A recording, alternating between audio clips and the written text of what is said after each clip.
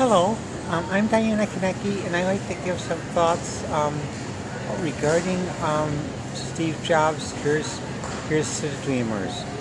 Last night I watched Jobs the movie. An interesting thing I learned from watching the movie is that um, all executives and creative people go through moments where they'll go through some sort of strife. Make it seem like they're having a meltdown, but the most important part during those times is that they have their family and friends.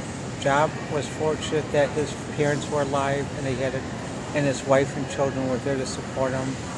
And at the time, in my 30s, I was glad my parents were alive and that friends were there to help me. And even after what happened in 2012 when Sandy died from cancer, another friend was with me and still is with me, and she and others have helped me. An interesting conversation though is when we were moving yesterday.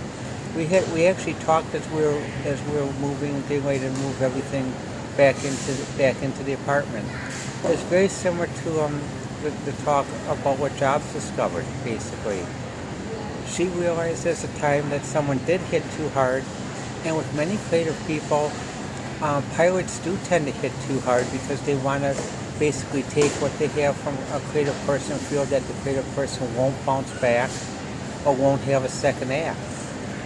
It could be a hostile board as shown in the movie Jobs and also the recovery can start out when like in the movie where Gil Emilio was wise enough to ask for help and get Jobs to come back, and his wife was watching dutifully to make sure that he wasn't burned again.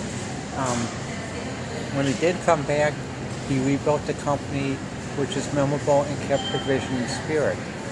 Also, Wozniak continued on a parallel vein as well. But the thing is, with all of this, is don't stop dreaming. Don't limit yourself to the people you work with. The phrase, here's the dreamers, the misfits, the rebels, the square pegs who don't fit in the round holes. Um, all those members are important. Everyone. Consider what would the world be like if we all thought the same, dressed the same, um, believed the same. Well, to me, it'd be like the Borg of Star Trek. Um, there'd be no creativity, there'd be stagnation and decline. It's good that we all are unique and we all can work together. Um, and when Steve Jobs said, "Here's to the misfits," he meant the misfits who use their creativity in peaceful ways and building ways, not those who consider themselves misfits or disruptive who do damage like what was done in Baltimore. Even Martin Luther King and Malcolm X would not have approved of how the situation was handled with the violence. But would approve now basically with some of the changes that the communities there have done to realize that violence is not the same as protest. So here's to the misfits. The creative people are the people who basically work together to make a better world and know they can make a better world. A better world can be made very easily, as Jobs observed, just from everyday people, and it has been for thousands of years. So everyday people just one day deciding there's a better way to do something, that there's something they can stop doing and something different, and it's inspired me and it's inspired others. I'm going to be starting my company soon and hoping basically to hire a lot of people and continue to create a vision. And the last thought, when I did watch the movie, about 74, I was 12 years old.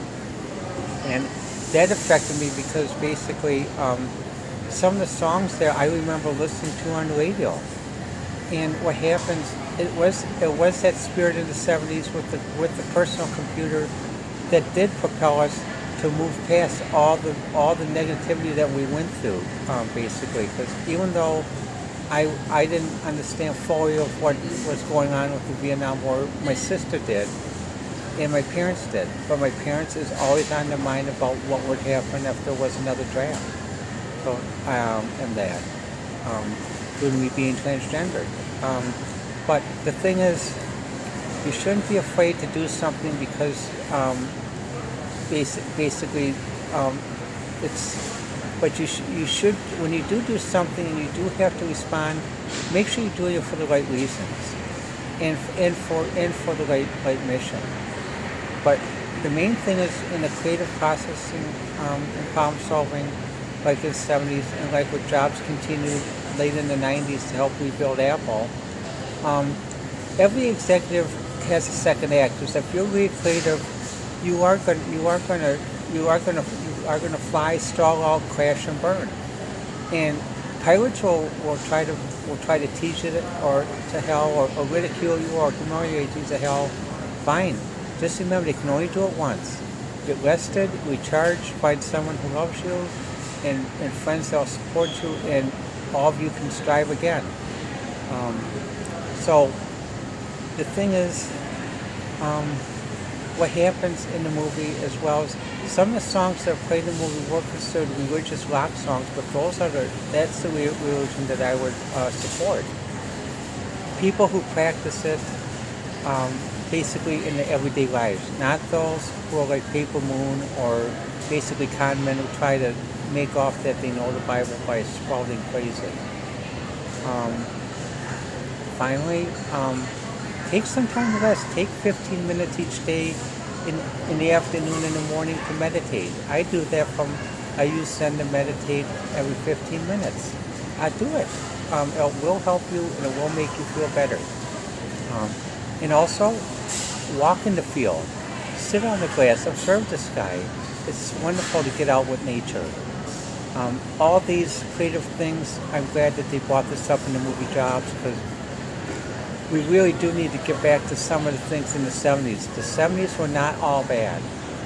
But what happens though is everyone knows basically what the good parts of the 70s are now, and we need to get some of those good parts back again. Well, let me know what you think. My Twitter account is at Diana1A, Diana 1A, and also my websites are kanekiart.webs.com, kaneki.webs.com, and dianakaneki.webs.com, as well as kaneki.net. Well, here's to the dreamers and the misfits, and here's to making a better world for everybody.